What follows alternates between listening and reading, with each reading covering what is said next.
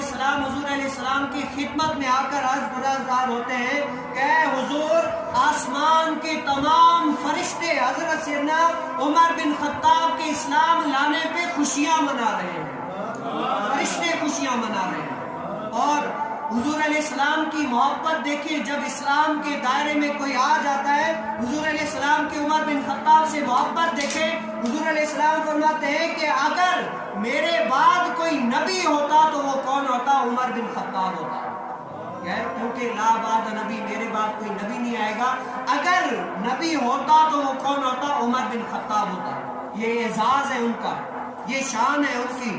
حضرت سیدنا عمر بن خطاب سے آسمان کا ہر فرشتہ جو ہے نا، ہر فرشتہ حضرت سیدنا عمر بن خطاب کی عزت توقیر کیا کرتا تھا، اور آسمان پہ فرشتے عزت کرتے ہیں، اور زمین پر ہر شیطان حضرت سیدنا عمر بن خطاب سے لرزتا ہے۔ جس گلی سے حضرت سیدنا عمر بن خطاب گزرتے ہیں، شیطان وہ گلی چھوڑ کر بھاگ جاتا ہے۔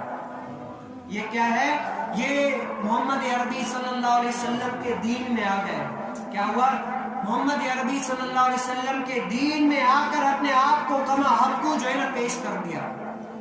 حضور علیہ السلام فرماتے ہیں جس نے عمر سے بغض رکھا اس نے مجھ سے بغض رکھا، جس نے عمر سے بغض رکھا اس نے مجھ محمد سے بغض رکھا، اور جس نے عمر سے محبت کی اس نے مجھ محمد سے محبت کی۔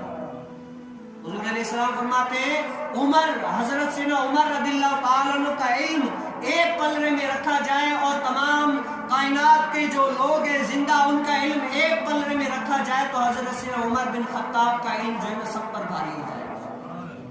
یہ اعزاز ہے ان کا، یہ شان ہے۔